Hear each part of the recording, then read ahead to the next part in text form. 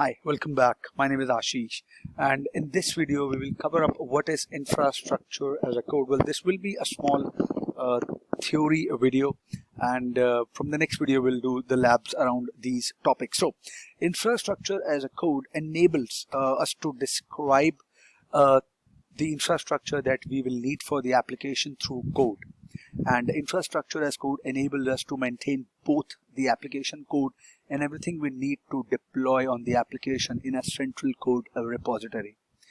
In that repo, we can build, test, and deploy as a unit. So to more on this, for example, let's say that we are developing an application that would have some systems on the backend to perform, to collect the data. And these systems that we'll use at the backend to collect the data are virtual machines that are running on Azure. And during the scaling of the applications, we need the ability to scale out these virtual machines to accommodate any number of active users that would be using that particular application which is running on those virtual machines. And let's say that there is the SecOps team or the security operations team that would be doing an audit on our systems to check that if our infrastructure is adhering to the application security requirements or not. And let's say that you have one Azure SQL database, and that will connect to your development environment, your test environment, your staging environment. So in that case, you would need a separate database for each and every environment, because you do not want to mix a single database to be used as a dev environment, test, and then the staging environment, right, and a production environment as well. So you need separate set of Azure resources, Azure SQL database for each environment separately. So this would mean that you would have to, if you are going through Azure portal, if you are doing it manually, or if you're using it through the Cloud Shell or any deployment method, you would need more manpower, more people in your team. And if it's only one person that would be doing it, it will be a lot of time, a lot of effort on his or her part. So to overcome this problem, you would need the method to automatically provision your Azure App Service environments and the associated database servers that would run your application or application website.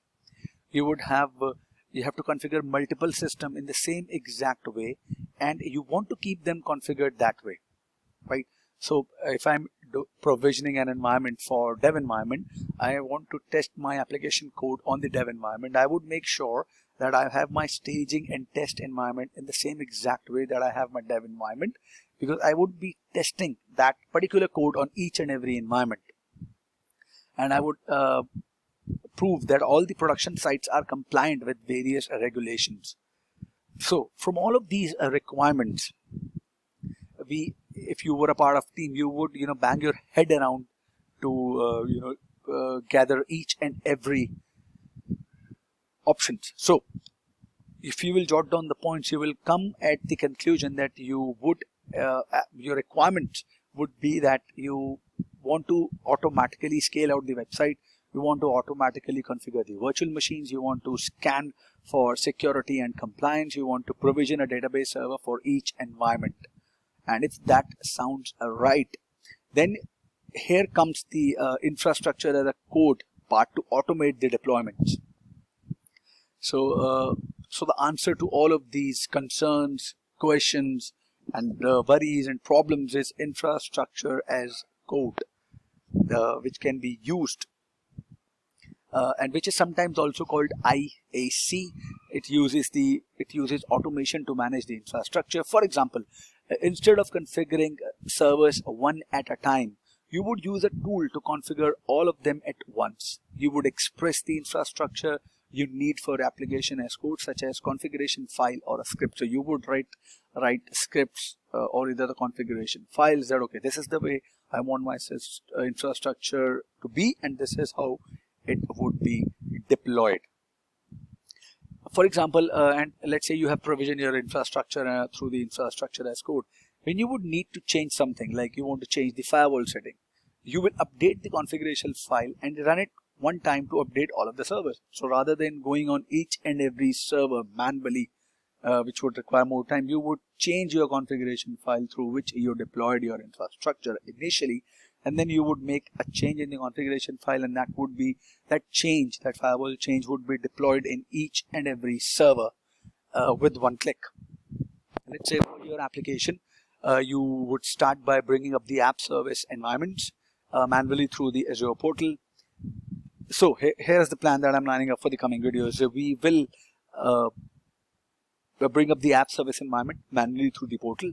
Then we would move to use the Azure CLI in the Azure Cloud Shell to do the same thing, but we'll do that in a more consistent and predictable way. And the next step, which would automate the process even more, we can run the provisioning process through Azure pipelines. So the fun part, the bonus part here is our infrastructure and configuration code is stored in a version control along with the application code. And as we move forward with the infrastructure as a code, we'll see a lot of improvements. So to sum up, this is not the end. To sum up, using the infrastructure as a code, we would have the consistent configurations, we would have improved scalability, faster deployments, less documentation because the script replaces it. We'll have the better traceability. Infrastructure as a code is the best practice in DevOps because it helps bring team together. The development team gets a better understanding of where their code is being deployed to and run.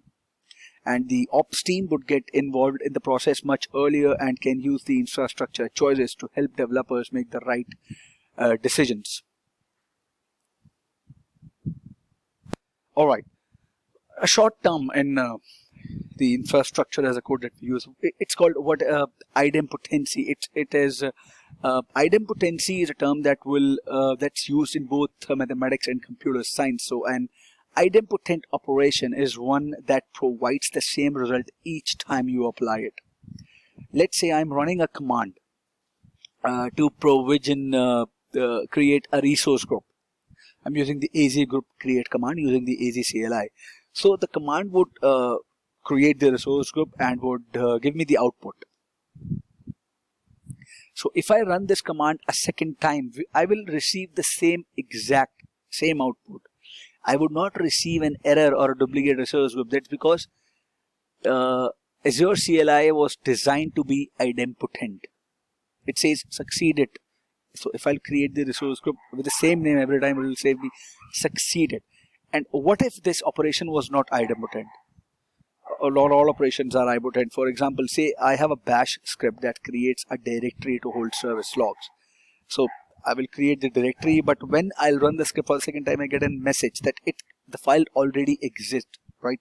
So if I'll create a directory in my laptop under any C drive or D drive, and if that directory is already created, and if I'll use the make dir command again, it will give me a message that it already exists. So when an operation is not idempotent, we can use a condition to make it behave like one. We'll use if and then. So next time I'll create that, okay, if this folder exists in the C drive, then give me a message that this folder already exists, and if this folder does not exist in the C drive, please create it. Right?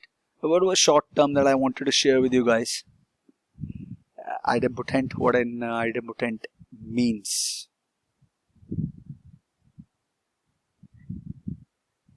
So I'm glad we have covered this part. In the next part, we'll see what tools we can use for the provisioning, configuring, and managing the infrastructure using the Azure pipelines and the Azure DevOps. I hope you like it. Stay tuned for the next video. Have a good day ahead. Bye-bye.